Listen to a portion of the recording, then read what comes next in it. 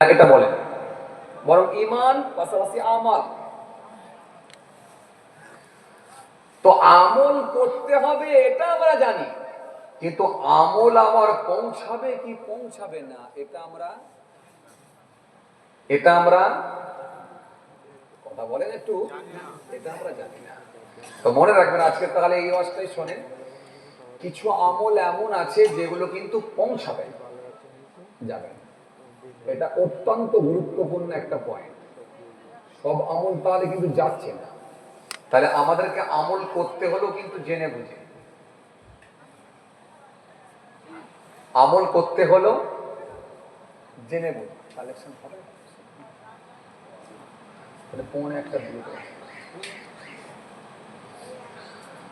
তাহলে আমল করতে হলো কিন্তু জেনে বুঝে, না হলে কিন্তু আমল কিন্তু যাচ্ছে না।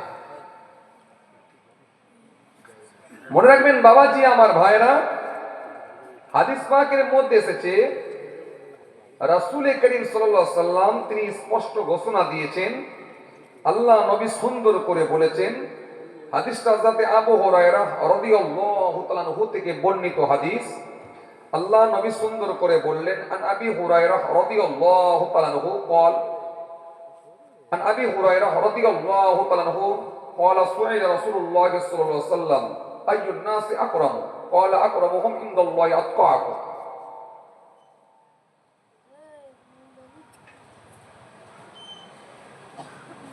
আইয়ুন নাসি আকরাম, নবীকে জিজ্ঞাসা করা হলো, ইয়া রাসূলুল্লাহ, হাবিব আল্লাহ হুজুর, কোন ব্যক্তিটা সম্মানীয় ব্যক্তি? দুনিয়ার মানুষের দৃষ্টিতে সম্মানীয় ব্যক্তিকে, দুনিয়ার মানুষের দৃষ্টিতে সম্মানীয় ব্যক্তিকে?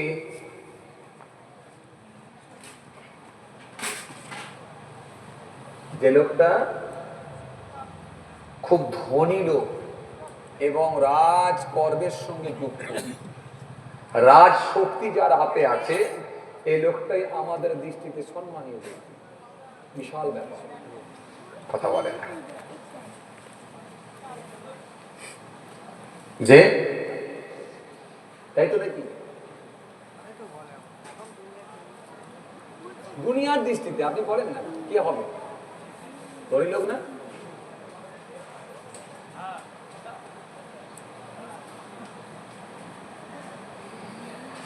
হে তরুণীরা, নওজোয়ান যুবকেরা,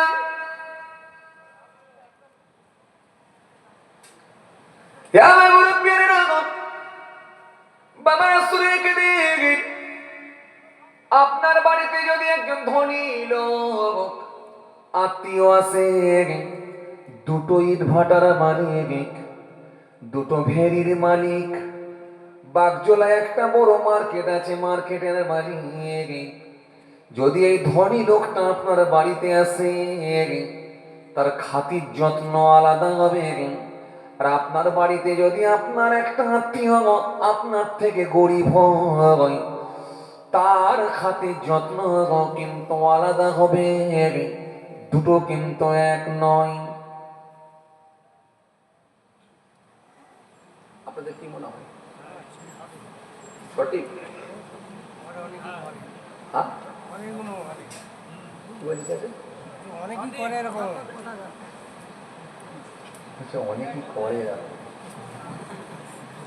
এখন মনে করুন যদি এটা আপনার ক্ষেত্রে হয়, আপনি কি করবেন?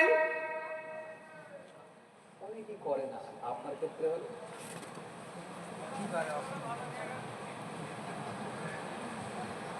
এখন একজন আছে আত্মীয় গরিব মানুষ, সে আপনার বাড়িতে এসেছে, খাতির যত্ন যেমন করেছে, কিন্তু একটা মানুষ যদি ইট ভাটার মালিক হয়, তিনখানা যদি ভেরির মালিক হয়, মার্কেটের মালিক হয়, ছখানা যদি গাড়ির মালিক হয়, যদি আপনারই বাড়িতে আসে, আপনি কি করবেন?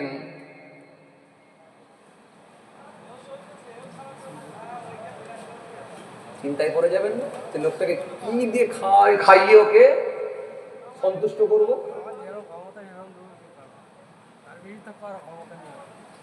না, ধার করে কি আর কেউ খাওয়ায়? ধার করে আমি খাওয়াতে বলিনি যে আপনি অন্য জায়গা থেকে টাকা ধার করে নিয়ে এসে খাওয়াবেন, এটা বলিনি। কিন্তু আপনার যত্ন যে করবেন, আইটেমটা গরিব মানুষের তুলনায় ধনী লোক যদি আসে, বেশি হবে না কম? বেশি হবে। কারেক্ট আছে, খুব ভালো করে আওয়াজ বুঝবেন। তাহলে দুনিয়ার মানুষের দৃষ্টি দিয়ে যদি দেখাই, ধনী লোককে আমরা সম্মানীয় ব্যক্তি মনে করি, যারা রাজকর্মের সঙ্গে যুক্ত, রাজনীতির সঙ্গে যুক্ত, তাদেরকে আমরা সম্মানীয় ব্যক্তি বলে মনে করি। আপনার মহল্লার ইমাম যদি বাগজোলা বাজারে যায়, হেঁটে হেঁটে যদি এক কাপ চা খেতে যায়, ডান দিকে বাঁ দিকে কোনো লোক নাই, কিন্তু আপনার এলাকার যদি প্রধান একবার বাগজোলা বাজারে দাঁড়িয়ে দাঁড়িয়ে চা খায়, অন্তত 20-50টা 100টা লোক এসে ঘিরে ফেলে। প্রধান সাহেব হয়েছে, ওই হয়েছে, অমুক জায়গায় ইন্দিরাবাসন ঢোকে না, রাস্তার ওই সাইটে, ক্যানেলের রাস্তার ওই সাইটে এখন পানি যে নিকাশির পাইপ লাইনটা জ্যাম হয়ে গেছে, ওটাকে একটু লক্ষ্য দিতে হবে। কত লোক এসে ঘিরে ফেলে। কথা বলছেন না কেন? কিছু বলতে হবে তো। তো প্রধান সাহেব, এমএলএ সাহেব, মেম্বার সাহেব, এমন অনেক সাহেব আছে যে পেচ্ছাপ করে ঠিক মতো পানিটাও লাই না, কিন্তু মানুষের কাছে গুরুত্ব অনেক বেশি। কথাবার্তা বলে না কেন? কিন্তু এত বড় একজন নামাজি, দাড়িওয়ালা, হাফেজ সাহেব, মসজিদের ইমাম, তার গুরুত্ব আমার মতো হুজুর বক্তা ওয়াইজির গুরুত্ব অনেক মানুষের কাছে এত বেশি নয়। কিন্তু প্রধান সাহেব, এমএলএ সাহেব, মেম্বার সাহেব, এমপি সাহেবের গুরুত্ব অনেক বেশি। কেন? রাজনীতির করেন, রাজ ক্ষমতার তার হাতে, রাজনীতির সঙ্গে যুক্ত, রাজ শক্তি আছে হাতে, তাদের গুরুত্ব অনেক বেড়ে যায়।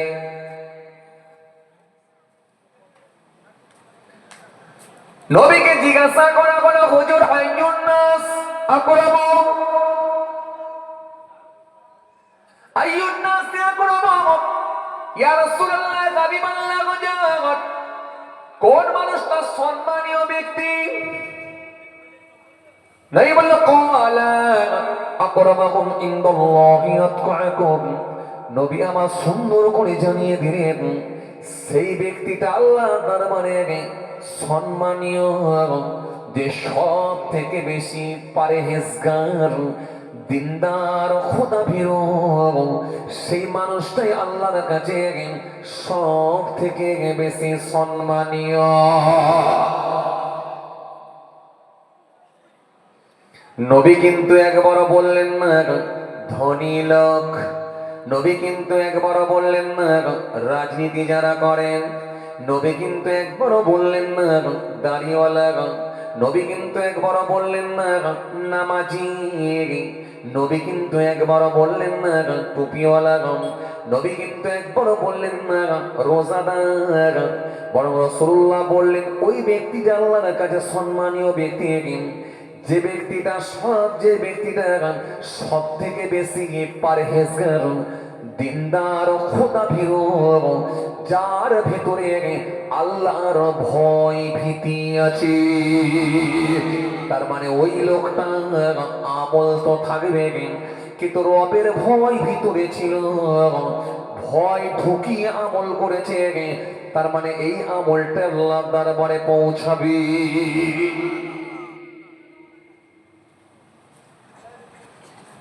প্রশ্নটা আমি কি আপনাদের সামনে ছেড়েছিলাম যে সব আমল কিন্তু যাচ্ছে, মনে আছে আপনাদের?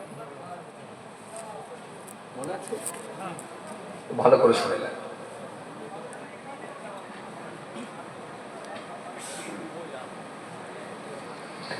তাহলে বান্দার আমল অনেক থাকবে, বান্দার ইবাদত অনেক থাকবে, বান্দার তাসবিহ অনেক থাকবে, বান্দার জিকির অনেক থাকবে, কিন্তু সব আমল আল্লাহ দরবারে যাবে না। রাসূলুল্লাহ জানিয়ে দিয়েছেন সব আমল কিন্তু আল্লাহ দরবারে যাবে না।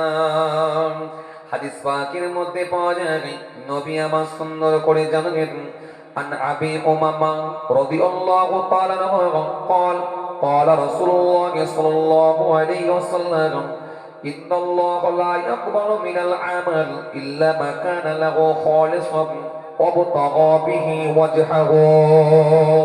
আল্লাহ নবী সুন্দর করে বললেন, হযরতে উমামা রাদিয়াল্লাহু তাআলা আনহু থেকে বর্ণিত হাদিস, আল্লাহ নবী সুন্দর করে জানিয়ে দিলেন, আল্লাহ নবী সুন্দর করে বললেন, ইখলাস ব্যতীত কোন আমল কিন্তু আল্লাহ দরবারে যাবে না।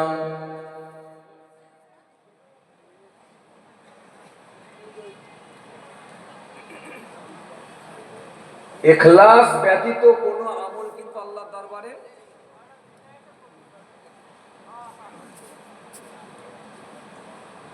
যাচ্ছে।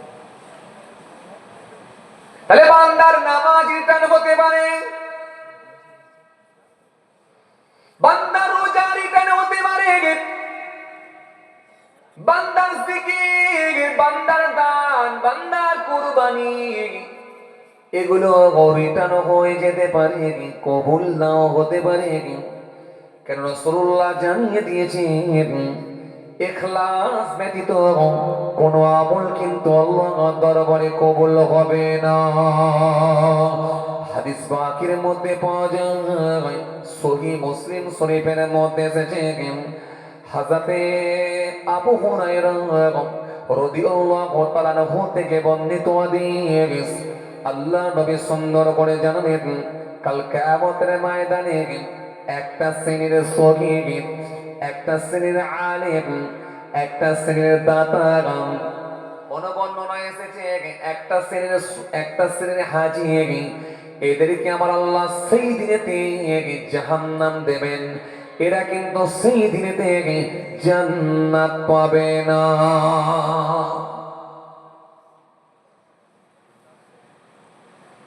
কিছু কথা বুঝতে পারছেন? এই কথা কিছু বুঝতে পারছেন?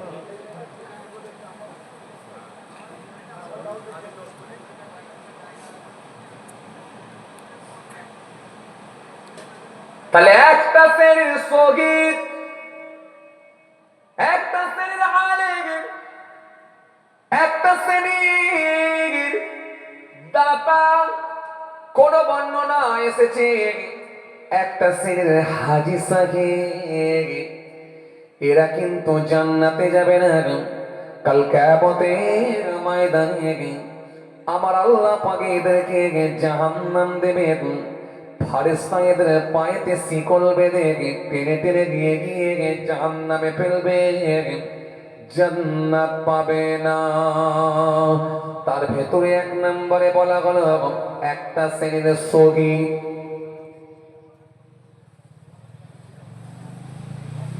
চলুন আপনার সামনে আমি আর একটা কথা বলি। আপনি নামাজ পড়তে, রমজান মাসে রোজা রাখতে, আওকাতে যাকাত দেন, হজ করেছেন, তাসবিহ পড়েছেন, দান করেছেন, খায়রাত করেছেন, কাকে খুশি করার জন্য? এত আস্তে বলবেন, যারা বলছেন না তারা কি চাইছেন? কাকে খুশি করার জন্য? মন খুলে বলেন, আল্লাহকে খুশি করার জন্য।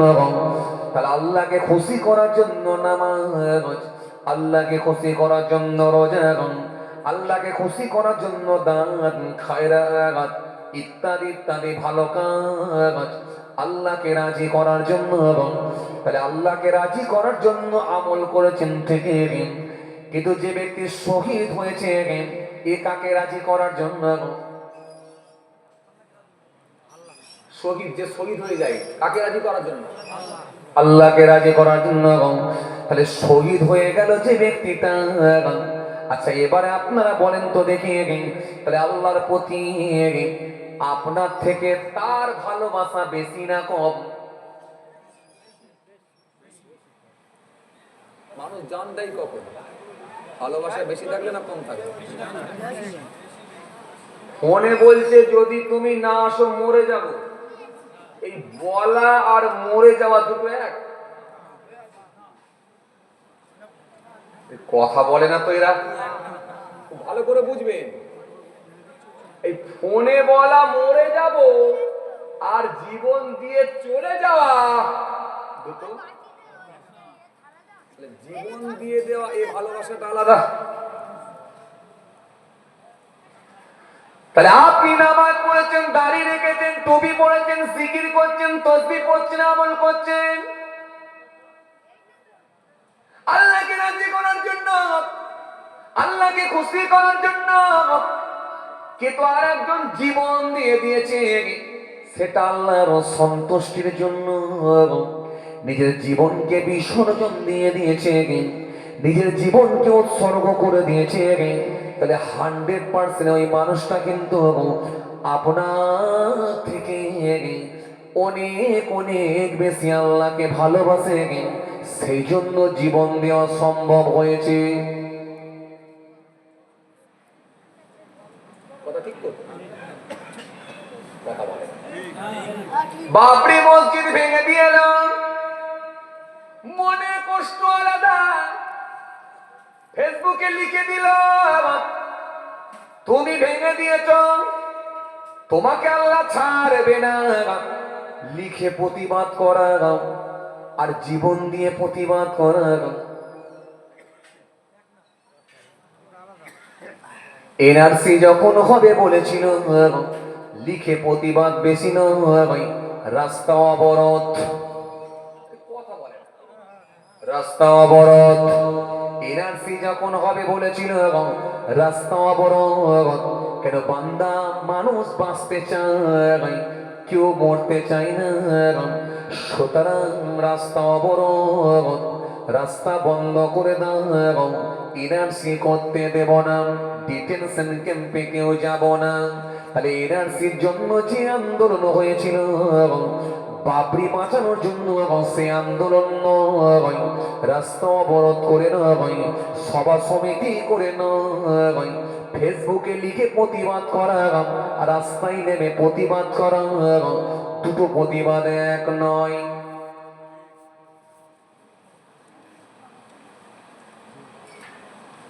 কথা বলে না। তাহলে বাবাজি আমার ভাইরা, জীবন দিয়ে মহব্বত করা, জীবন দিয়ে দেয়া আর হুকুম মেনে নেওয়া, দুটো ভালোবাসা কিন্তু এক নয়।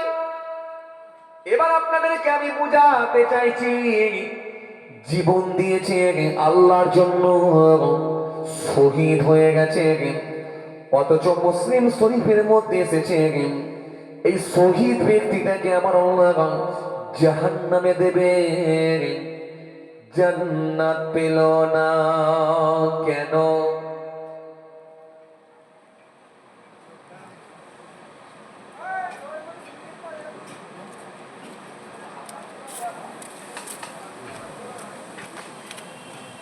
হাদিসটা কিন্তু আগেই বলেছি, আপনারা মনে হয় বুঝতে পারেন। হযরত উমামা রাদিয়াল্লাহু তাআলা আনহু থেকে বর্ণিত হাদিসটা আমি আগেই বলে দিয়েছি যে ওই আমল আল্লাহর দরবারে কবুল হবে না। শুধুমাত্র ওই আমলটাই কবুল হবে যে আমলের ভেতরে ইখলাস ছিল। শহীদ সেই সময় আমার আল্লাহর দরবারে উঠবে, শহীদ জান্নাত পাবে না। একটা শ্রেণীর শহীদ, একটা শ্রেণীর আলেম, একটা শ্রেণীর দাতা। কোন বর্ণনা এসেছে একটা শ্রেণীর হাজী, এরা জান্নাত পাবে না। সেদিনে আমার আল্লাহ এদেরকে দাঁড় করাবেন, দাঁড় করিয়ে বলবেন, ও বান্দা, তুমি পৃথিবীর জমিনে কি কাজ করেছো একবার বলো। এই শহীদকে, শহীদকে শোনেন। হাদিস পাকের মধ্যে এসেছে রাসূলুল্লাহকে জিজ্ঞাসা করা হলো, আইয়ুন নাসে খায়রুন ইয়া রাসূলুল্লাহ, ইয়া রাসূলুল্লাহ হাবিবাল্লাহ হুজুর কোন মানুষটা সবথেকে ভালো মানুষ হুজুর? নবী বললেন ক্বালা লিমান তাআলা আমরুহু ওয়া হাসানা আমালুহু। আল্লাহ নবী বললেন যার বয়স বেশি সাথে আমল ভালো। সাহাবায়ে কেরামেরা আবার জিজ্ঞাসা করলেন আইয়ুল আমাল আহাব্বু ইলাল্লাহ আযজা ওয়া জাল। ইয়া রাসূলুল্লাহ হাবিবাল্লাহ হুজুর সবথেকে ভালো আমল কোনটা হুজুর? নবী বলেন সবথেকে ভালো আমল হলো ক্বালা আস-সালাতু আলা ওয়াক্তিহা, নামাজের সময়ে নামাজ পড়ে নেওয়া, এটা হলো ভালো আমল।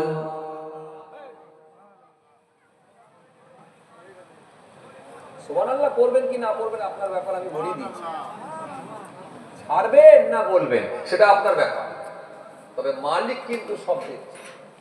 ইন্নাল্লাহ কানা সামিয়াম বাসীরা, দেখছেন, সব রেকর্ড হচ্ছে। দিলে আপনার ব্যবসায় ভালো ইনকাম করে নিলেন আপনি। আর যদি বলেন ঘুমিয়ে চায়ের দোকান চালাবো তাহলে কাস্টমার কেটে যাবে, কি আপনার ব্যাপার। নবীকে বলা হলো সুম্মা ইয়ু, তারপরে কি হুজুর? এইগুলো ক্বালা বিরুল ওয়ালিদাইনি, মা বাপের খিদমত করা, মা বাপের সেবা করা, এটা হলো ভালো আমল। সুম্মা ইয়ু, তারপরে কি হুজুর? নবী বলেন ক্বালা আল জিহাদু ফি সাবিলিল্লাহ, আল্লাহর জন্য নিজের জীবনকে উৎসর্গ করে দেওয়া, আল্লাহর জন্য নিজের জীবনকে বিসর্জন দেওয়া। তাহলে শহীদ হয়ে যাওয়া এটা খারাপ না, খারাপ না, খারাপ না। শহীদ হয়ে যাওয়া এটা ভালো একটা কাজ, ভালো আমল। কিন্তু মনে রাখবেন হাদিস থেকে প্রমাণ হয় যদি শহীদের ভেতরে ইখলাস ঠিক না থাকে শহীদ হয়েও কিন্তু কোনো লাভ হলো না। এই জন্য মিসকাত মুসলিম শরীফের মধ্যে এসেছে একটা শ্রেণীর শহীদও আটকাবে জান্নাত পাবে না। প্রশ্নটা আপনাদের সামনে কি রেখেছিলাম বলেন তো? সব আমল কিন্তু যাবে না, মনে আছে আপনাদের? কেন বলেন তো এটা বলছি? সব হুজুর আপনাদের মাথায় ঢুকিয়ে রেখেছে আমল করো, কথা বলেন আমল করো। এই জন্য কিছু লোকের আবার মাথায় ঢুকে আছে বন্ধনের লোন তুলে কুরবানিতে গরু করো, কথা বলে না। মহাবিপদ তো। কথা বলছেন না কেন? কথা বললে তো বুঝতে সুবিধা হবে। কেন সবাই বলেছে, হুজুর বলে দিয়েছে আমল করো, আপনার মগজে ঢুকে আছে বন্ধনের লোন তুলে তাহলে গরু করো কুরবানিতে, আমল করো। সব হুজুর বলে দিয়ে যাচ্ছে আমল করো, আপনি মাথায় ঢুকিয়ে নিলেন তাহলে লটারির টিকিট বেড়ে হজে চলো। সমস্যা আপনাদেরকে আমি ওই জন্য আবার ওর মাঝখান থেকে যে মাইনাস হবে সেগুলো আপনাদেরকে বুঝিয়ে দিচ্ছি যাতে করে টাটকা মাল নিয়ে যেতে পারে। কি বলছে? পাতা নাকি? মাথা পরিষ্কার করতে হবে, ভালো বলেছে। মাথা পরিষ্কার করতে হবে ভাই, কিন্তু খুব ভালো বলছে। কিন্তু ও বুদ্ধিমান লোক, চা খাচ্ছে তো আরো বুদ্ধি খুলবে, দেখেন না? এই যে একটা মুখ করে দিচ্ছে না, বিশাল খুলবে, দেখেন এবার উত্তর কেমন দেয় দেখেন।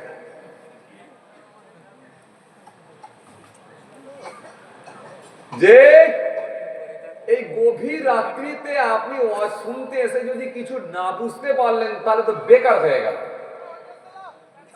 আমি আপনার কাছে কিছু এলাম, এটা তো আমার একটা হক। আমি যদি হকটাকে আদায় না করতে পারলাম, আপনাকে কিছু দিতে যদি না পারলাম, তাহলে বেকার হয়ে গেল। আর আপনি যদি কিছু না নিতে পারলেন তাহলে বেকার হয়ে গেল। খুব ভালো করে শোনেন। তাহলে একটা শ্রেণীর শহীদ, সেদিন আমার আল্লাহ এদেরকে জিজ্ঞাসা করবে, ও আমার বান্দা পৃথিবীর জমিনে কি করেছো বলো। শহীদ সেই সময় বলবে, ও আমার আল্লাহ, আমি তো জীবন দিয়ে দিয়েছি আপনার ভালোবাসায়। সেদিন আল্লাহ পাক প্রশ্ন করবেন, বান্দা পৃথিবীর জমিনে কি করেছো বলো। কেন আত্মাকো ইয়াওমান তুরজাউনা ফীহি ইলাল্লাহ সুম্মা তুওয়াফা কুল্লু নাফসিন মা কাসাবাত ওয়া হুম লাহা ইউযলামুন ওয়াত্তাকু ইয়াওমান, ওই দিনকে ভয় করো, ভয় করো, ভয় করো, ওই দিনকে ভয় করো। ওয়াত্তাকু ইয়াওমান তুরজাউনা ফীহি ইলাল্লাহ, যেদিনে তোমাদেরকে আমি আল্লাহর কাছে ফিরে আসতে হবে, আমার কাছে ফিরে আসতে হবে। ওয়াত্তাকু ইয়াওমান তুরজাউনা ফীহি ইলাল্লাহ সুম্মা তুওয়াফা কুল্লু নাফসিন মা কাসাবাত, যেদিনে প্রত্যেকের আমলগুলোকে তাদের সামনে নিয়ে তুলে ধরা হবে, প্রত্যেকের আমলগুলোকে তাদের সামনে ধরিয়ে দেওয়া হবে। ওহুম লা ইউযলামুন, সেদিনে কিন্তু কারোর উপরে কোনো জুলুম করা হবে না। সেই দিনটা কোন দিন? জোরে বলেন। কিয়ামতের দিন, যেদিনে কেউ কারোর ক্ষমতা চলবে না, যেখানে মরো না কেন আল্লাহর কাছে ফিরে যেতে হবে, কথা ঠিক কিনা?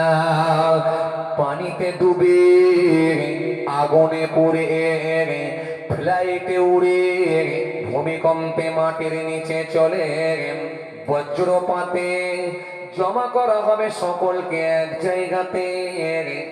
সেই দিনটা কোন দিন? জোরে বলেন। কিয়ামতের দিন, যেদিনে কোনো ক্ষমতা কাজ হবে না, শক্তি কাজ হবে না, যেদিনে কোনো বল কাজ করবে না, দেশের বল, দশের বল, ক্ষমতার বল, পার্টির বল, রাজনীতির বল, লাঠির বল, ফারিস্তা বলবে একটাই কথা, সোজা হয়ে চল। সেদিন আল্লাহ একটাই কথা বলবেন, বান্দা কি করেছিস এবারে বল। সেই দিনটা কোন দিন? বলো। কিয়ামতের দিন, যেদিনে বিচারের মালিক হবেন আল্লাহ, মালিক ইয়াউমিদ্দিন, বিচার দিনের মালিক। ইয়াকা না'বুদু, আমরা শুধু তোমার ইবাদত করি, ওয়া ইয়াকা নাস্তাইন, তোমার কাছে সাহায্য চাই। ইহদিনাস সিরাতাল মুস্তাকিম, তুমি আমাদেরকে সহজ সরল পথ দেখাও। সিরাতাল লাযিনা আন'আমতা আলাইহিম, ওই সব লোকেদের পথ দেখাও যাদেরকে তুমি নিয়ামত দিয়েছো। গায়রিল মাগদুবি আলাইহিম ওয়ালাদ-দাল্লিন, যাদের উপর গজব পড়েনি, যারা পথ হারানো, পথ ভ্রষ্ট হয়নি। সেই দিনে আমার আল্লাহ পাকের দরবারে সকলকে ফিরে যেতে হবে। সেই দিনে শহীদকে আমার আল্লাহ বলবে, ও আমার বান্দা, ও আমার বান্দা, ও আমার বান্দা, কি করেছো একবার বলো। শহীদ সেই সময় বলবে, ও মালিক আল্লাহ, পৃথিবীর জমিনে আপনার ভালোবাসায় জীবন দিয়েছি, আপনার জন্য জীবনকে উৎসর্গ করে দিয়েছি, আপনার ভালোবাসায় প্রাণ দিয়ে দিয়েছি। আমার আল্লাহ সেই সময় বলবে, ও শহীদ শোনো, হয় না, হয় না, শহীদ হয়েছে এটা ঠিকই, কিন্তু আমার জন্য হয় না, এটাও ঠিকই।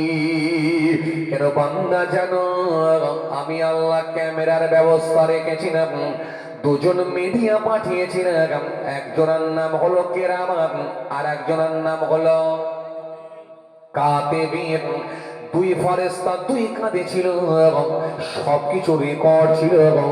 আজকে সেই ভিডিও ফুটেজ খানা বের করা হলো, কিন্তু আমার ভিডিও ফুটেজে ধরা পড়েছে বান্দা তোমার ক্লাস ঠিক ছিল না।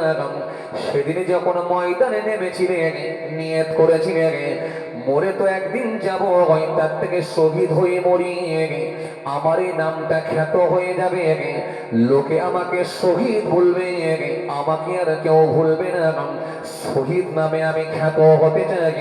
সেদিনে বান্দা এই নিয়ে হয়ে যাবার জন্য লোকে তোমাকে আজও সেই দিনে কিন্তু শহীদ বলে ডেকেছিল, শহীদ বলে মানুষ তোমাকে ডাক দিয়েছিল, শহীদ বলেছিল।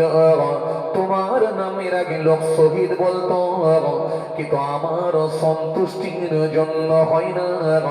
এই জন্য আমি আল্লাহ বলি, ওই আমলটা আমার কাছে পছন্দ হয় না। সেদিন আল্লাহ ফেরেশতাকে বলে, ফেরেশতা এর পায়েতে শিকল বেঁধে একে টেনে টেনে জাহান্নামে নিয়ে গিয়ে ফেলো।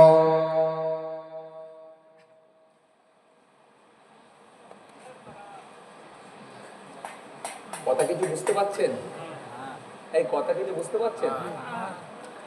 তাহলে শহীদকেও কিন্তু জাহান্নামে দেওয়া হচ্ছে, একটা শ্রেণীর শহীদ। কেন?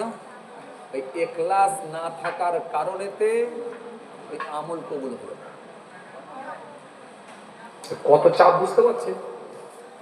আপনাদের সামনে শুরুতে একটা কথা বলেছিলাম, কি বলেন তো, যে সব আমল কিন্তু যাবে না, যাবে না, করবেন আপনি কিন্তু যাবে না। আমল পৌঁছানোর ক্ষেত্রে, আমল যাওয়ার ক্ষেত্রে ইখলাস মাস্ট। নিয়ত যদি আপনার গোলমাল হয় কিন্তু যাচ্ছে না, এটা মনে রাখবেন, যাচ্ছে না।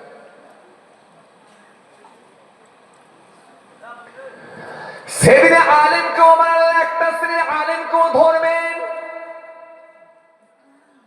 ইখলাস ছিল না, তাদেরকে আল্লাহ ছাড়বে না। সেদিনে একটা শ্রেণীর দাতাকে আমার আল্লাহ ছাড়বেন না, একটা শ্রেণীর দাতাকে আল্লাহ ধরবেন। সেদিনে একটা শ্রেণীর দাতাকে আল্লাহ ধরে গেন, সেদিনে তাদেরকেও কিন্তু আটকে দেবেন। এদিন একটা শ্রেণীর দাতা, তারা পালাবার কোনো জায়গা পাবে না, দাতাও কিন্তু আটকে যাবে।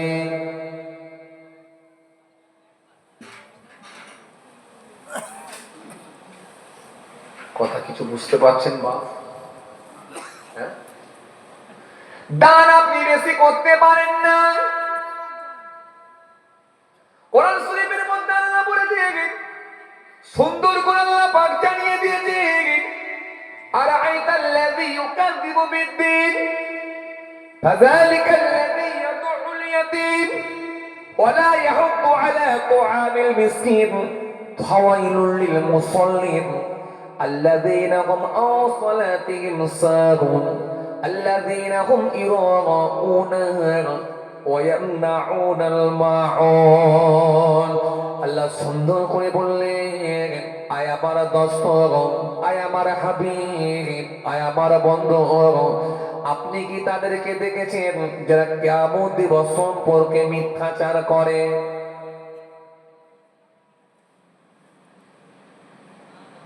যারা কিয়ামতকে বিশ্বাস করে না, আপনি কি তাদেরকে দেখেছেন?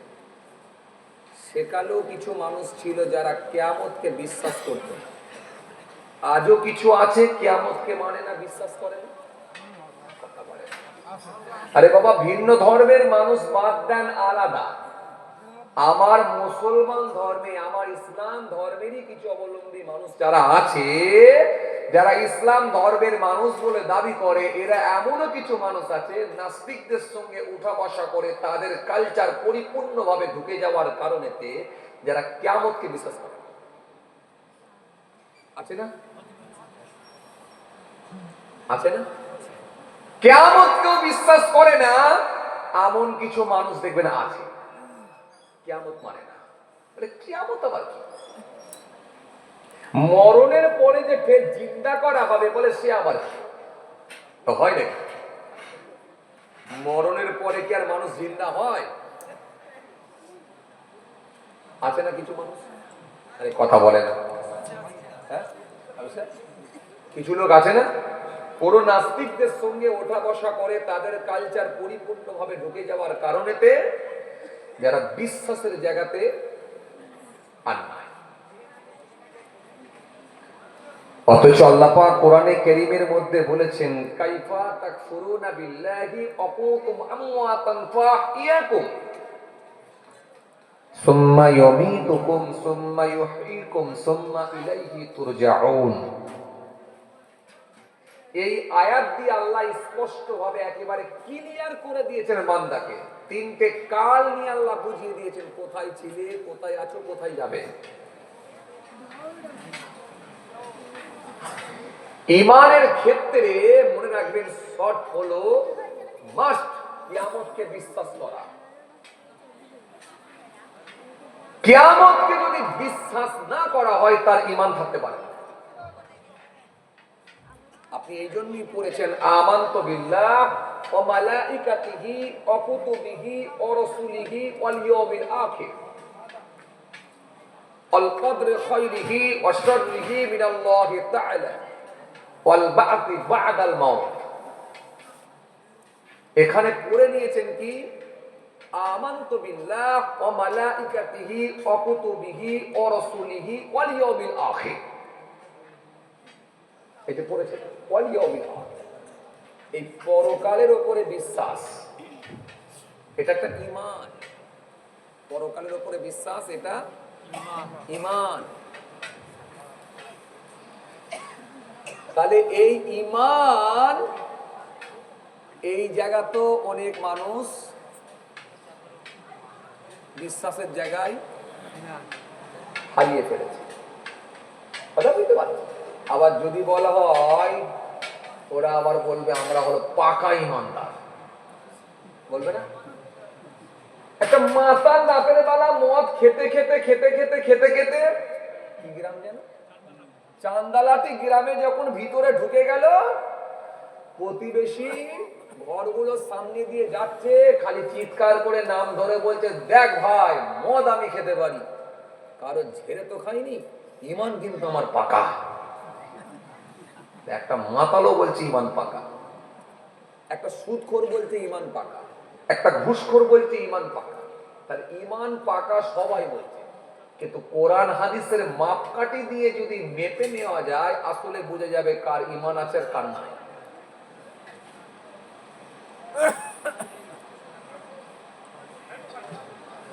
চলুন আপনার সামনে যে কথা বোঝাতে চাইছিলাম,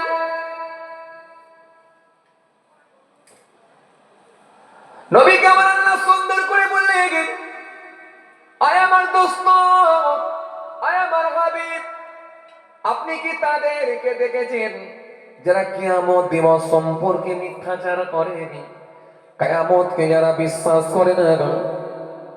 ফাযালিকাল্লাযী ইয়াদউল ইয়াতীম, যারা এতিমদেরকে খাদ্য দেয় না, ওয়ালা ইয়াহুদ্দু আলা তুআমিল মিসকিন, মিসকিনদেরকে যারা ঘাড় ধাক্কা দিয়ে বের করে দেয়।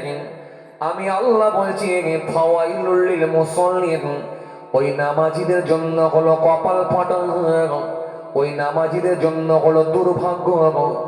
নামাজ পড়ে কোনো লাভ হবে না।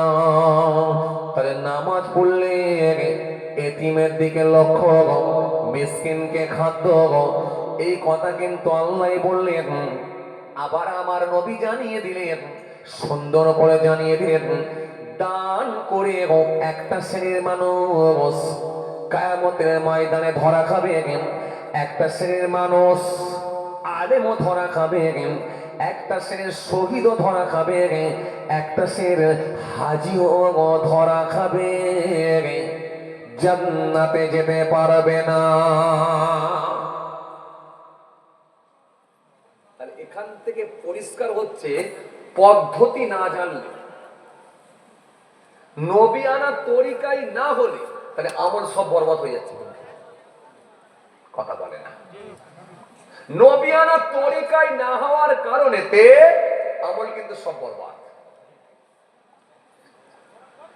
হাদিসে এসেছে, রাসূল করিম সাল্লাল্লাহু আলাইহি ওয়াসাল্লাম জানিয়েছেন, ইন্নাল ইসলামা ইয়াহদিমু মা কানা ক্বাবলা ওয়া ইন্নাল হিজরাতা তাহদিমু মা কানা ক্বাবলা ওয়া ইন্নাল হাজ্জা ইয়াহদিমু মা কানা ক্বাবলা।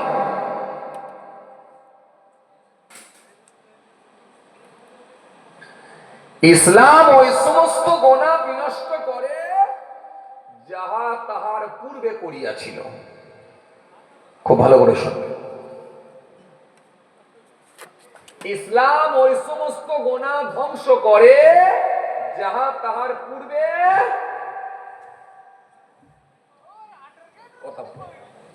ইসলাম ওই সমস্ত গুনাহ শেষ করে যাহা তাহার পূর্বে করেছিল। যদি কোনো ব্যক্তি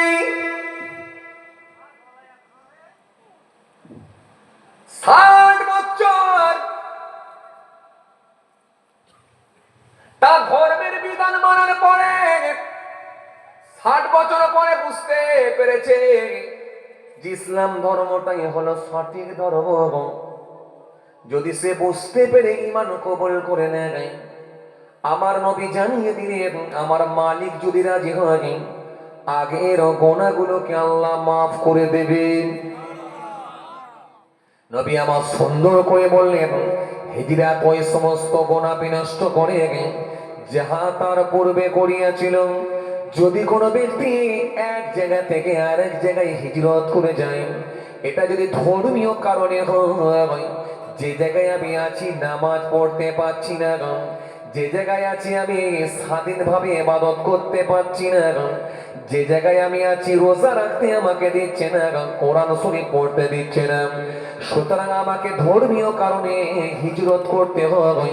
যদি এক জায়গা থেকে আর এক জায়গায় চলে যায়, নবী আমার সুন্দর করে বললেন এটা যদি আল্লাহ সন্তুষ্টির জন্য হয়ে থাকে আগের গোনাগুলোকে আল্লাহ মাফ করে দিবে।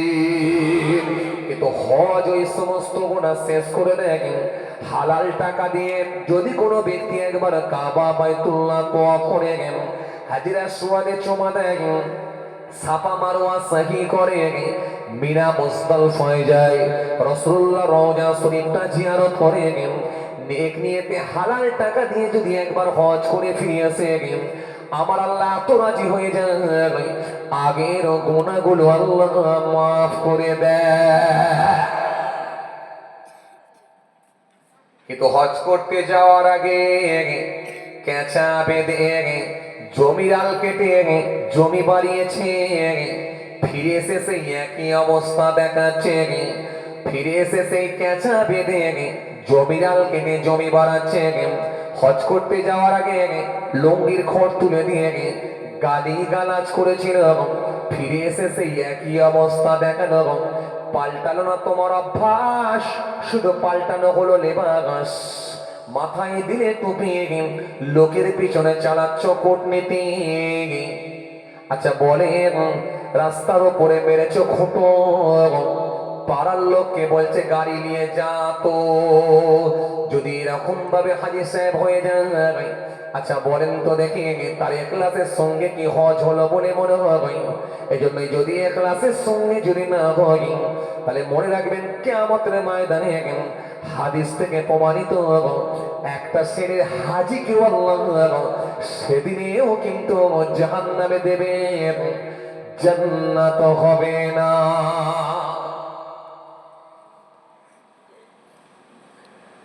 তাহলে এখান থেকে প্রমাণ হচ্ছে ইবাদত যতটুকুই হোক না কেন কার সন্তুষ্টি? বলো, বেশি টাকা আপনি দান করতে পারেন না, 5,000 টাকা দিতে পারেন নি, 50,000 দিতে পারেন নি, 5,000 দিতে পারেন নি, 500 টাকা দিতে পারেননি, 50 টাকা দিতে পারেননি, 5টা টাকা দিয়েছেন। সকালবেলায় চায়ের দোকানে ছিলেন, কাস্টমার আসবে এই আশা করে চায়ের দোকান খুলেছেন। একজন ফকির সাহেব এসে হাত পেতে বলে ভাই কিছুটা আমাকে দাও, কিছু দাম দাও। পকেটে আপনার 5টা টাকা খুচরো ছিল, দিয়ে দিয়েছেন।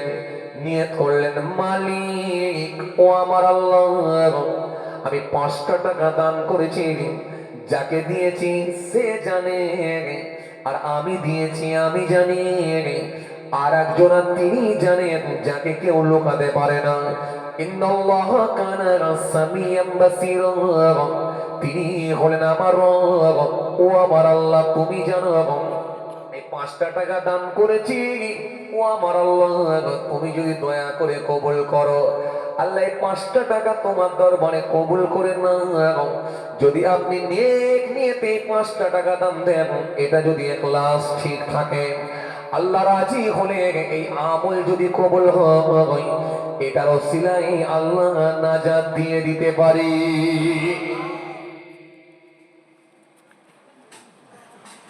কথা বুঝতে পারছি? বুঝতে পারছেন কথা? তাহলে সব দান কিন্তু যাচ্ছে না, সব আমল কিন্তু যাচ্ছে না। কেতাবের মধ্যে পাওয়া যায় আল্লাহ নবী সুন্দর করে জানিয়ে দিলেন, তিনজন ব্যক্তি রাস্তা দিয়ে হেঁটে হেঁটে হেঁটে যাচ্ছেন, হঠাৎ করে দেখা যায় বিরাট ঝড় উঠে গেল। ঝড়, পানি শুরু হয়ে গেল, সাইক্লোন দেখা দিল, ঝড় দেখা দিল, বিশাল ঝড়। এই চান্দালাটি বাজারের উপর দিয়ে যখন আপনি হেঁটে হেঁটে আসছেন, এখন যদি পানি নেমে যায় কি করবেন? কোন প্রতিকালয়ে গিয়ে দাঁড়াবেন? কথা বলে না। কিংবা কারো দোকানের ছাউনির নিচে গিয়ে আপনি আশ্রয় নেবেন, দাঁড়াবেন? কিংবা কোন লোকের বাড়ির কার্নিসের নিচে গিয়ে দাঁড়াবেন? কথা বলে। কিন্তু তৎকালীন সময়ে প্রতিকালয় ছিল না, বড় বড় বাড়ি ছিল না, বড় বড় বিল্ডিং ছিল না, এত সুন্দর সুন্দর দোকান ছিল না, উন্নত মানের রাস্তা ছিল না। এক জায়গা থেকে আর এক জায়গায় যেতে হলে যাতায়াতটা বড় কষ্টকর ছিল। এক জায়গা থেকে আর এক জায়গায় যখন যেতে হতো বড় কষ্ট করে যেতে হতো, যাতায়াতটা বড় কষ্টকর ছিল।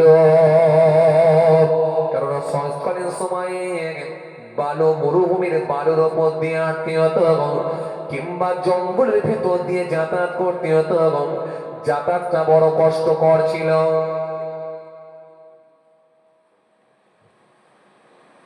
এত সুন্দর রাস্তা ছিল না, এত ভিআইপি গাড়ি ছিল না, গাড়ি ঘোড়া ছিল না, উটের পিঠে চেপে কিংবা পায়ে হেঁটে এক জায়গা থেকে আর এক জায়গায় যেতে হতো। নবী আমার সুন্দর করে জানালেন, তিনজন ব্যক্তি রাস্তা দিয়ে হেঁটে হেঁটে হেঁটে যাচ্ছে, হঠাৎ করে বিরাট বৃষ্টি শুরু হয়ে গেল, ঝড় উঠে গেল। তিনজন ব্যক্তি কাছাকাছি কোনো পল্লী গ্রাম দেখতে পেল না, কোথায় গিয়ে আশ্রয় নেব? সামনে দেখলেন একটা বিরাট বড় পাহাড় দেখা যাচ্ছে, পাহাড়ের চারিদিকটা ঘুরে দেখতে লাগলেন, কোথাও গিয়ে অন্তত একটু রেস্ট নেবার মতো জায়গা আছে নাকি, আশ্রয় নেবার মতো জায়গা আছে নাকি।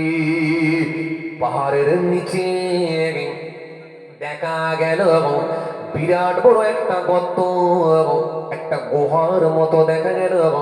তিনজন ব্যক্তি বলা বলি করতে লাগলো, ভাই চলে এসো, এই গুহার মধ্যে গিয়ে আমরা আশ্রয় নিয়ে এখানে থাকলে আমরা বৃষ্টির হাত থেকে নিষ্কৃতি পাবো, এই জায়গায় গিয়ে আমরা আশ্রয় নিই। তিনজন ব্যক্তি যখন গুহার মধ্যে গিয়ে অবস্থান করেছেন, গুহার মধ্যে গিয়ে বসেছেন, গুহার মধ্যে গিয়ে আশ্রয় নিয়েছেন, হঠাৎ করে দেখা যায় বিশাল ঝড় উঠে গেছে। আমার আল্লাহর কুদরতি ক্ষমতা, ওপর দিক থেকে একটা বড় পাথর গড়িয়ে গড়িয়ে গড়িয়ে এসে গুহার মুখে এসে এমন ভাবে বসে গেল, গুহার মুখটা জাম হয়ে গেল, তিনজনায় অন্ধকারে পড়ে গেল, তিনজনের জ্যান্ত কবর হয়ে গেল বলে মনে করলো। তিনজনাই বুঝতে পেরে গেল আমাদের জ্যান্ত কবর হয়ে গেল, এখান থেকে আর কোনো বেরোবার লাইন নাই। কারণ এত বিশাল বড় পাথর হাতে করে সরানোর মতো ক্ষমতা কারোর নাই। বিশাল বড় পাথর হাতে করে সরানোর মতো ক্ষমতা কারণ নাই। কাঁদতে শুরু করলো, কাঁদতে কাঁদতে শুরু করলো, কাঁদছে, আল্লাহর কাছে দোয়া চাইছে, আল্লাহ পাথর সরিয়ে দাও। কিন্তু একজনেরও দোয়া কবুল হলো না। যখন দেখছে দোয়া কবুল হচ্ছে না, তখন তিনজনের ভেতরে বলা বলি করতে লেগেছে, ও ভাই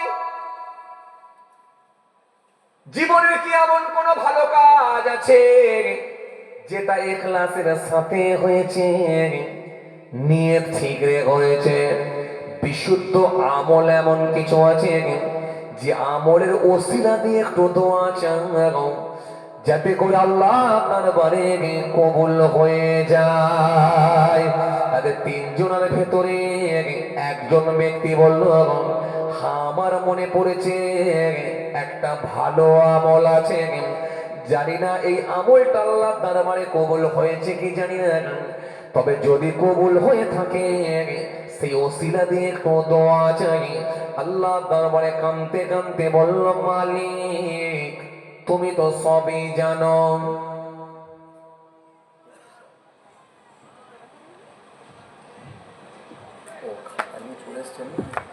যাক, ছেড়ে দিই তাহলে, আর কষ্ট দেবো না, আর কষ্ট দেবো না আপনাদেরকে।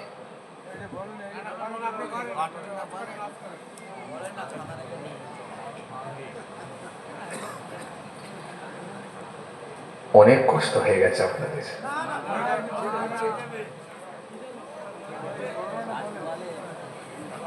বলতে গেলে ফের দেরি হয়ে যাবে।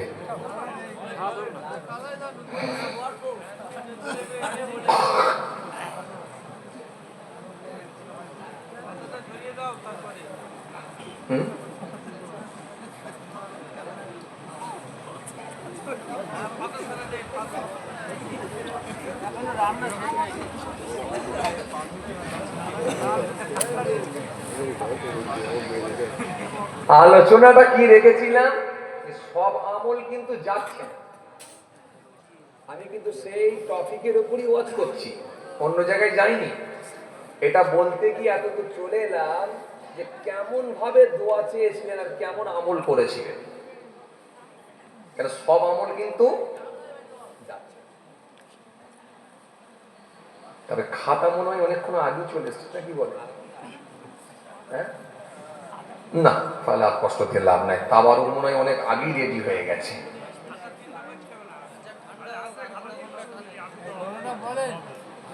সর্বনাশ করেছে। আমার কমিটির ভাইরা আপনাদেরকে তাড়াতাড়ি একটু আরামের বিছানায় শোয়াবার চেষ্টা করছে, যাতে করে মানুষজন না বলে যে বাবু অনেক রাত হয়ে গেল, কি গো গোলাপি কালার জামাই ভাই। আর আমিও চেষ্টা করছি যে তাড়াতাড়ি আপনাদেরকে বাড়ি পাঠিয়ে একটু শুইয়ে দেওয়া যায়, যাতে করে না বলেন যে অনেক কষ্ট হয়ে গেল, কষ্ট দিতে নারাজ। যাক, পাথর খুললো নাকি না খুললো না অন্যদিনই হবে।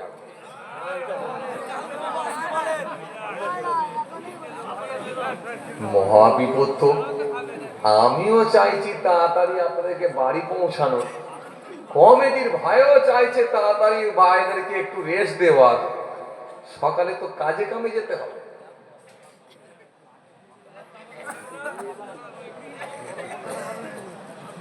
আচ্ছা, একবার চেক করে নি, আপনারা থাকবেন না? আওয়াজ ভালো পাইনি, বলছি থাকবেন আপনারা?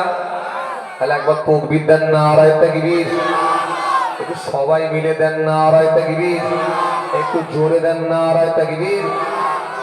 আর মিনিট 20 হলে আপনারা থাকবেন তো? জোরে বলেন, থাকবেন তো? যারা থাকবেন না হাত তুলুন। দেখছেন কি মুশকিল বলেন দেখি। আমি স্যার এই বলতে থাকবো, আওয়াজে পাড়া কি করি বলেন দেখি।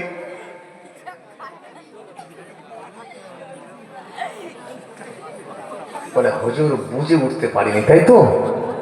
হঠাৎ বলেছেন তো। আসলে বিষয় হচ্ছে অন্য কিছু নয়, রাত অনেকটা, মনে হয় 1টা বেজে গেছে নাকি হাবিসা ঘড়িতে। এই টাইমে ওয়াচ করতে হলে না আমাকে একটু নাড়িয়ে নড়িয়ে চালাতে হবে, নাহলে আপনারা আবার ঘুমিয়ে পড়বেন তো। তো বুঝে যাচ্ছে মাশাআল্লাহ আপনারা সবাই সজাগ আছেন, মানে সঙ্গে সঙ্গে হাত নামিয়ে নিয়েছেন। তবে হ্যাঁ, এটা কিন্তু মনে রাখতে হবে, যে পিকআপ মারবে সেই ব্রেক মারবে। ব্রেক কিন্তু অন্যজন মারবে না, যে পিকআপ মারবে সেই ব্রেক মারবে। তার মানে যে হাত তুলেছে সেই নামিয়েছে, চটাক করে হাত নামিয়ে দিয়েছে। তার মানে এখান থেকে বোঝা যাচ্ছে আপনারা সবাই কিন্তু কনসাস আছেন, পুরো সচেতন। বললে হবে না, কারোর চোখে ঘুম নাই, খালি এই সামনে একটা তোয়ালে মুখে দিয়ে উঠে পড়েছে। একটা লোক মনে হয় ঘুমিয়েছিল, আমি ভাবছিলাম যে এই লোকটাই মনে হয় ঘুমোচ্ছে, দেখছি উঠে পড়েছে। যাক মাশাআল্লাহ, কারোর চোখে ঘুম নাই, কারোর চোখে ঘুম নাই। আল্লাহ কবুল করেন, জোরে বলেন আল্লাহ আমিন। খাতা নিয়ে নেন, ধরে নেন খাতা। সংক্ষেপ করে দিলাম, আল্লাহ যদি আবার নিয়ে আসে হবে ইনশাআল্লাহ। কেন বলেন তো, এ বলতে গেলে আর একটু সময় লেগে যাবে, আর কষ্ট আপনাদেরকে দেবো না, আর কষ্ট দেবো না, আবার অন্যদিনে হবে। এখন কেন এই কালেকশন করতে গেলে না এটা ভালো সময় লাগে, ভালো সময় লাগে। আর আমার কমিটির ভাইও বেচারা, তিনি খাতাপত্র পৌঁছে দিয়ে গেছেন, হাবিজ সাহেবকে বলেও দিয়ে গেছেন, আর কষ্ট আপনাদেরকে দেবো না, আবার অন্য সময় ইনশাল্লাহ হবে। চলেন আলোচনার সমাপ্তি দিকে আগিয়ে দিলাম, আল্লাহ যদি ফের কোনো সুযোগ দেয় ইনশাল্লাহ আলোচনা হবে।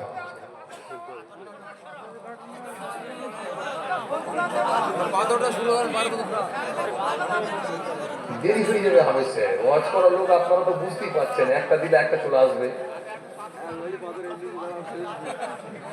একটা পার হয়ে গেছে। আমি তাই 12:30 পৌনে 1টার দিকে খাতা আনতে বলেছিলাম, তাই আমি খাতা নিয়ে চলে এসছে, ভাইদের দোষ নেই, খাতা অনেক আগে নিয়ে চলে এসছে, আমি যে টাইমে বলেছি সেই টাইমে নিয়ে চলে এসছে, কিন্তু বলতে গিয়ে তো দেরি হয়ে গেল। আবার অন্যদিনে হবে এখন ইনশাল্লাহ।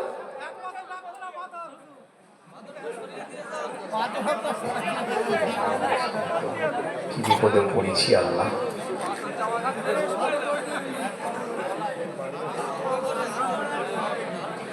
চলেন তাহলে খানিকটা সরাবো, কিন্তু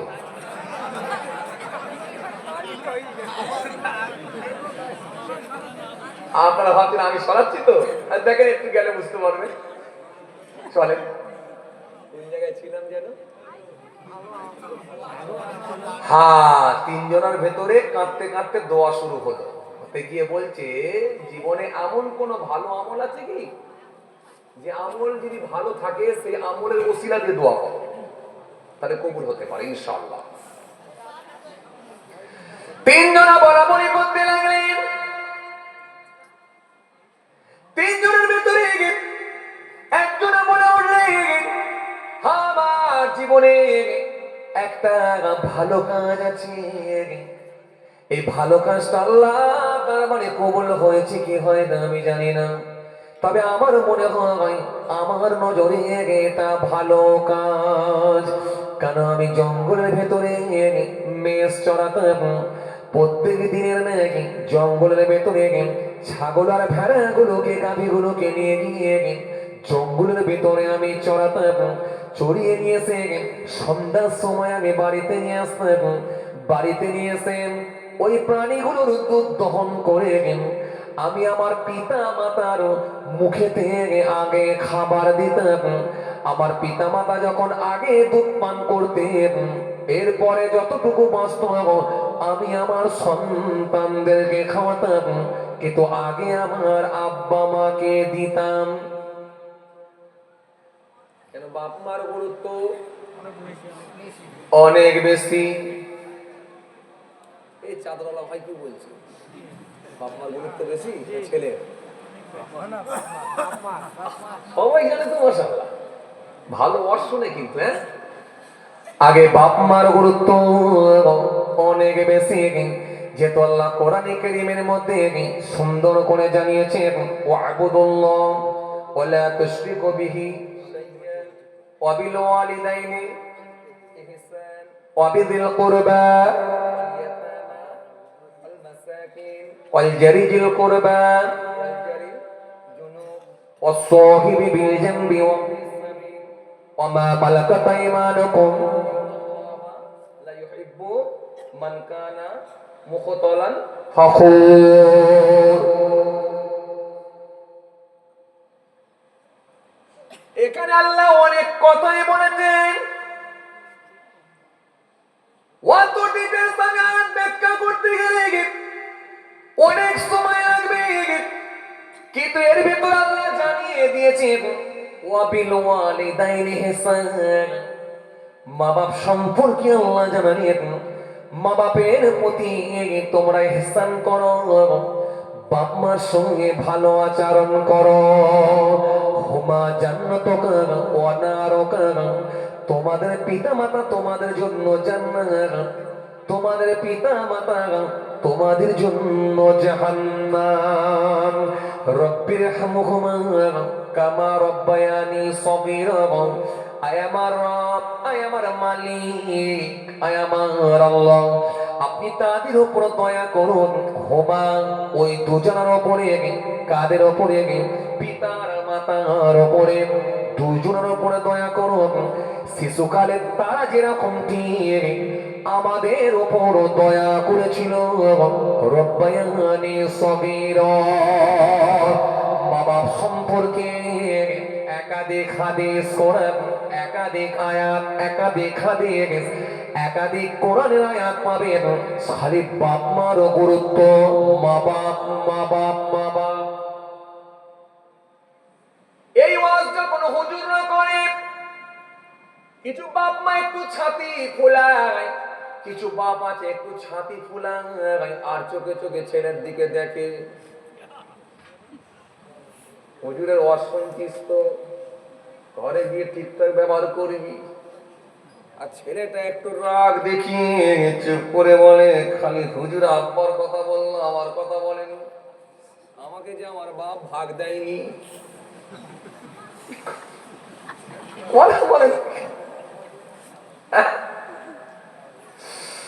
আমাদের সমাজে কিছু পিতা দেখে, এরা দেখবে ছেলেদের ভিতরে সমান বিচার করতে পারে না। যে ছেলেটা রাজনীতির সঙ্গে যুক্ত হলো, তার বউটার সঙ্গে আলাদা ব্যবহার করে শাশুড়ি আম্মা, কেন? ওটা রাগী ছেলের বউ। কথা বলে দেখি। আর যে ছেলেটা একটু নরম, যে ছেলেটার ভেতরে একটু নবিয়ানা আদর্শ আছে, সেই ছেলেটার বউকে দেখবেন বেশি খাটায়। আমাদের সমাজে এমন শাশুড়ি আছে, তিনটে বউয়ের বৌমার ভেতরে হক বিচার করতে পারে না। আবার কিছু কিছু শাশুড়ি আছে দেখবেন পুকুরের পাড়ে গিয়ে, কলতলায় গিয়ে পাশের বাড়ির মহিলাগুলোকে বলে, পাশের বাড়ির মেয়েগুলোকে বলে, জানো গো, আমার আমার জামাইটা খুব ভালো। খালি বৌমার কথা, জামাইটা খুব ভালো, খালি মেয়ের কথাই ওঠে আর বসে।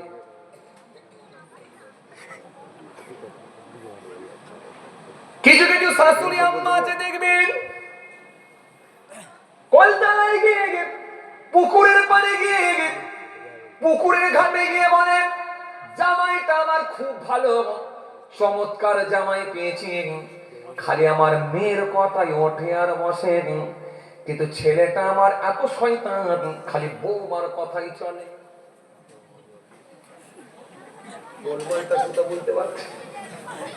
আরে গোলমাল বুঝতে পারছেন? এই গোলমালের জায়গা থেকে যদি বেরিয়ে না আসো, বৌমার সঙ্গে শাশুড়ির কিন্তু গোলমাল লেগেই থাকবে। কোনোদিন আপনাকে মা বলে মনে করবে না, আর আপনিও নিজের মেয়ে বলে মনে করতে পারবেন না। এই জন্য সমাজে অনেক সংসারে অশান্তি লেগে আছে, কথা ঠিক কিনা? আমাদের সমাজে কিছু পিতা আছে দেখবেন, ছেলেদের ভেতরে হক বিচার করতে পারে না। যে ছেলেটার ইনকাম বেশি, সে ছেলেটার গুরুত্ব বেশি। যে ছেলেটার ইনকাম কম, সে ছেলেটার বাপের কাছে কোনো কদর নাই, সমান ভাবে বিচার করতে পারে নাই। আমাদের সমাজে কিছু পিতা আছে দেখবেন, ছেলেদের হক বুঝিয়ে দিতে পারে না। আমাদের সমাজে কিছু পিতা আছে দেখবেন, আপনি অবাক হয়ে যাবেন, প্রথম পক্ষের বউটা যখন মারা গিয়েছিল, ওই বিবির একটা সন্তান রয়ে গেছিল, কিন্তু দ্বিতীয় পক্ষের বিবির আবার তিনটে সন্তান। প্রথম পক্ষের বিবির মারা যাওয়ার পরে ওই সন্তানটা বড় হয়েছে, দুবাইয়ে কাজে চলে গেছে, কিন্তু দ্বিতীয় পক্ষের বিবির তিনটে সন্তান যুবক হয়ে গেছে। এই তিনটে ছেলে তার মাকে দিয়ে বাপকে এত ফুট বা এত ফুট, এত ফুট বা এত ফুট, এত ফুট বা এত ফুট জমি জায়গা কারবার সব নিজেদের নামে রেকর্ড করে নিয়েছে। 5 বছর পরে দুবাই থেকে ছেলেটা এসে দেখছে খালি খেটেছি আর টাকা পাঠিয়েছি, সম্পত্তি আমার ফাঁকা হয়ে গেছে। সমাজে এমন বাপ আছে না নাই? কথা বলেননি কেন? ইন্নাল্লাহা ইয়া'মুরুকুম আন তু'আদ্দুল আমানাতি ইলা আহলিহা ওয়া ইযা হাকামতুম বাইনান নাস আন তাহকুমু বিল আদলি ইন্নাল্লাহা নি'ম্মা ইয়া'iযুকুম বিহি ইন্নাল্লাহা কানা সামিয়াম বাসীরা। রাগ হচ্ছে আপনাদের? রাগ হচ্ছে? এবারে বেটাগুলো খুশি, বলে সারা রাত। सच्चा बोले लट्ठा मारे झूठा जग में भी काबे बोरस भी के गली गली सोरा बैठ के भी काबे गए के दो के कुत्तों खिलावे बच्चा रहे भूखा सड़कों में ले गोश्त रोटी बापो न बेले सोखा बीबी के लेके सिनेमा जाबे माँ के बनाबे दासी एक कली की ढोंग देख के दिल में लगे हंसी।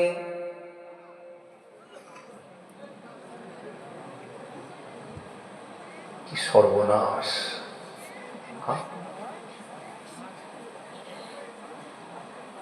যখন বাপ মা নিয়ে আয়াত পড়া হচ্ছে, বাপটা ছাতি ফুলিয়ে আর চোখে দেখছে, ঘরে যে দেখবো তোকে।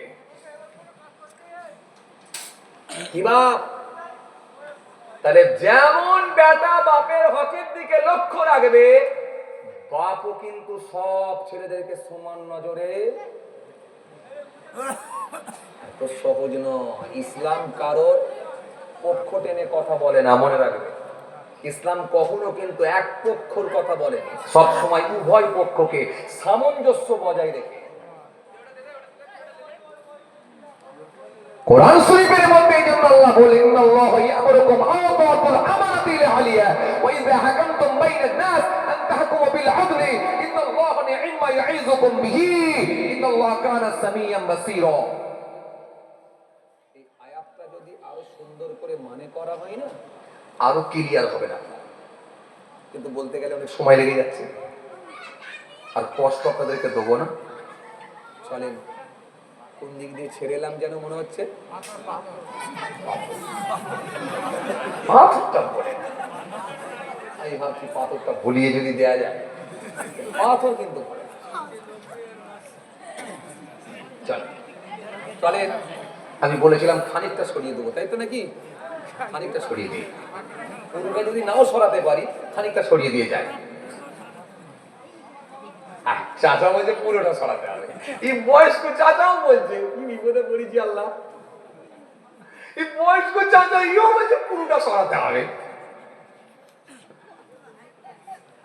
এ তো দাদুর লাইনের লোক। আরে দাদিমা খুঁজবে না? আল্লাহ, আহা, বুড়ো বুড়ির টান কিন্তু আলাদা। এখনকার তো যুবক যুবতী বিয়ে শাদী হচ্ছে আর টান মহব্বত নেই, কথা বুঝছেন না? কেউ কাউকে মানছে না। হ্যাঁ, আর আগেকার দিনে সে বুড়ো বুড়ির টান কিন্তু আলাদা। পাড়ার মেয়েরা জোর করে ধরে নিয়ে গেছে দাদিমাকে, 85 বছর বয়স, একটাও দাঁত নেই, বিয়ে বাড়িতে গেছে, চলো দাদিমা তোমাকে যেতে হবে। দাদি ওইখানে গিয়ে বাটি খুঁজছে। আরে তোদের ঘরে একটা বাটি নেই কেন গো, কি করবে? দে না। একটা বাটি নিয়ে এসছে, সেই বাটিতে 4টে লুচি, 2টো মিষ্টি, কিছুটা দানাদার নিয়ে এসে বলছে, হ্যাঁ গা, হারাধনের আব্বা কোথায় গেল গা?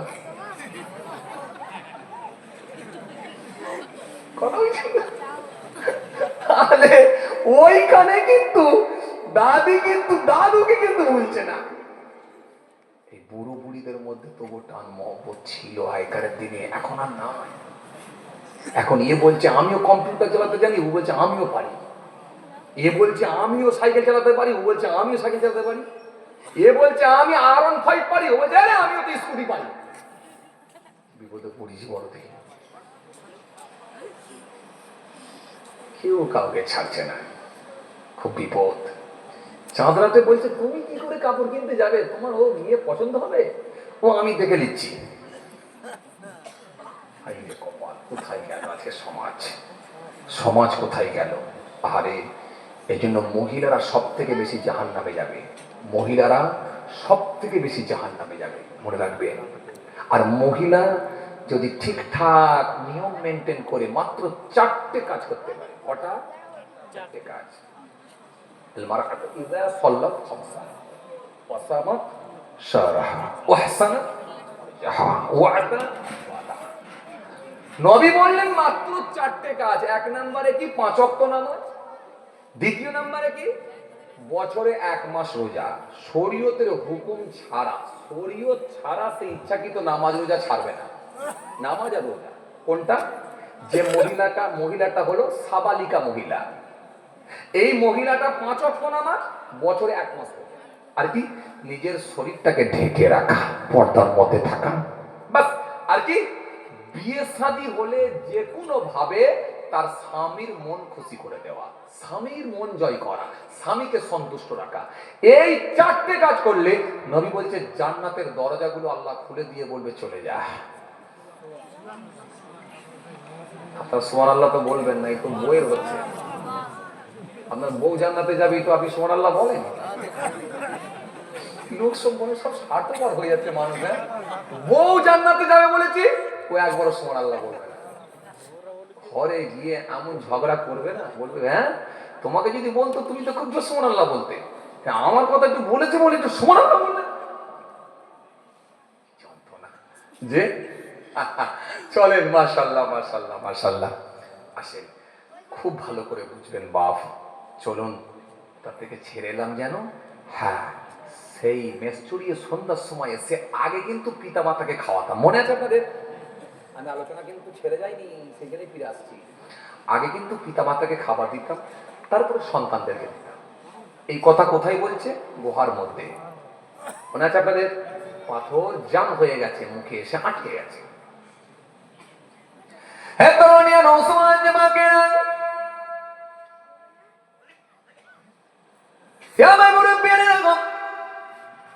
বাবার শরীরকে দিয়ে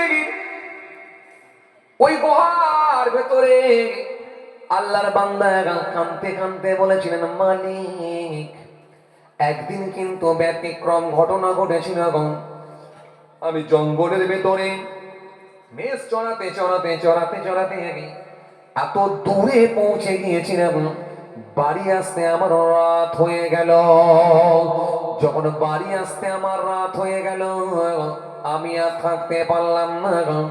আমি বাড়িতে এসে দেখলাম আমার বৃদ্ধ পিতা, বৃদ্ধা মা ঘুমিয়ে পড়েছে। সন্তানগুলো ছুটে এলো আমার কাছে, আব্বা খাবার দাও। সারাদিন ধরে ভুকা, কোনো খাবার খাই না, আব্বা কলিজা ফেটে যাচ্ছে, খাবার দাও খাবার দাও খাবার দাও। আমি চিন্তা করে দেখলাম প্রত্যেক দিন আমার পিতা মাতাকে আগে খাবার দিয়ে আজকে যদি সন্তানদেরকে আগে খাবার দিয়ে নিশ্চিত ভাবে এটা ব্যতিক্রম হয়ে যাবে। চলো আমি আজকে আমার সন্তানদেরকে আগে দেবো না, বাবা ঘুমিয়ে গেছে, আগে আমার পিতা মাতাকে দেবো। কিন্তু ঘুম থেকে এখন তুলবো কিনা, যদি এই কিছুক্ষণ আগে ঘুমায়, এই ঘুম নিয়ে যদি আমার সামনে যদি খাবার যদি আমার সামনে পৌঁছে দিয়ে এই ঘুমন্ত ব্যক্তিকে ডেকে তুলে খাবার খাওয়ানো বড় তার জন্য ক্ষতিকারক, হয়তো তার শরীরের কষ্ট হতে পারে। ও আমার আল্লাহ, সেদিন আমি চিন্তায় পড়ে গেলাম কি করব, আগে আব্বা মাকে খাওয়াবো না আগে বাচ্চাদেরকে খাওয়াবো। আর আব্বা মাকে যদি আগে খাওয়াই, আব্বা মা তো ঘুমিয়ে পড়েছেন, ঘুম থেকে তুলবো কিনা, বড় টেনশনের মধ্যে পড়ে গেলাম, বড় চিন্তিত হয়ে পড়লাম। নিয়ত করলাম বাচ্চাদেরকে আগে খাওয়াবো না, যেহেতু প্রত্যেক দিন আমার পিতা মাতাকে আগে খাইয়ে থাকি, আজকেও খাবারটা আগে বাপ মার মুখেই দেব। এই কথা মনে করে আমার বাচ্চাদেরকে পানি খাইয়ে চাপড়ে চাপড়ে ঘুম পড়িয়ে দিয়েছিলাম। আমি ওই দুধের পাত্র ওখানে নিয়ে মায়ের মাথার গোড়ায় দাঁড়িয়ে আছি। আস্তে আস্তে গভীর রাত হয়ে গেল, মায়ের ঘুমটা ভেঙে গেল। ঘুমটা ভেঙে যাওয়ার পরে মা দেখতে পায় ছেলে পাত্রটি আমার সামনে দাঁড়িয়ে আছে। মা আমার দিকে তাকিয়ে বলল, বেটা কখন এলে বেটা? আমি বললাম, মা আমি এসে দুধ দহন করে তোমাদের সামনে মাথার গোড়ায় দাঁড়িয়ে আছি। ঘুম থেকে আমি তুলতে পারি না, না জানি শরীরে কষ্ট হয় দেওয়া হবে, না জানি কষ্ট দেওয়া হবে মনে করে ঘুম থেকে আমি তুলতে পারি না। ও মা, যদি তোমার ঘুম ভেঙে গেছে তুমি একটু খাবারটা খেয়ে নাও।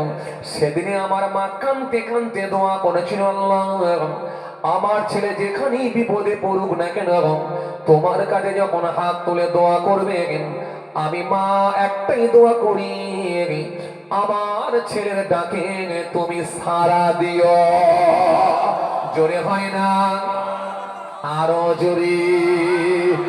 ও আমার আল্লাহ, সেই দিনে তো আমার মা এই দোয়াটা করেছিল, আর আমি তো জানি মায়ের দোয়া আল্লাহর দরবারে কবুল হয়।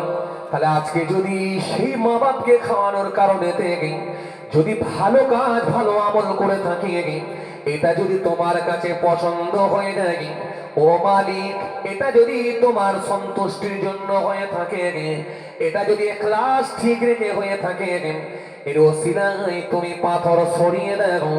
বলা মাত্রই আমার আল্লাহ দরবারে ওই যুবকের জবানে দোয়াটা কবুল হয়ে গেল। মুহূর্তের মধ্যে দেখা যায় ওই পাথরটা কিছুটা সরে গেল। পাথরটা কিছুটা সরে গেল, সব নয়। আমি বললাম না আপনাদের সামনে কিছুটা সরাবো, আরে সবটা সরাতে গেলে এখন তো দুজন আছে।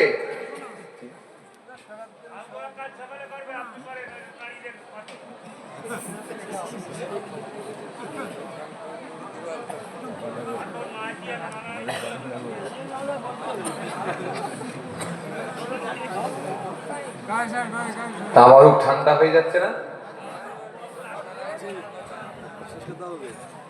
এই কমিটি কি করি বলো তো ভাই?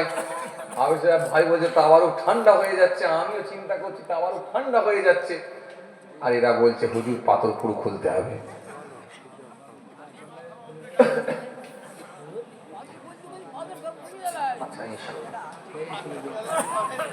এই কোথায় আবার 28 তারিখে নাকি আসছে বলছে?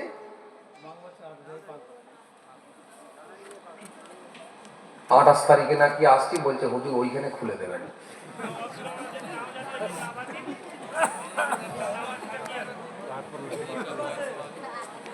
এরা ওয়াজ শুনে শুনে কি মাসলা কম শিখেছে?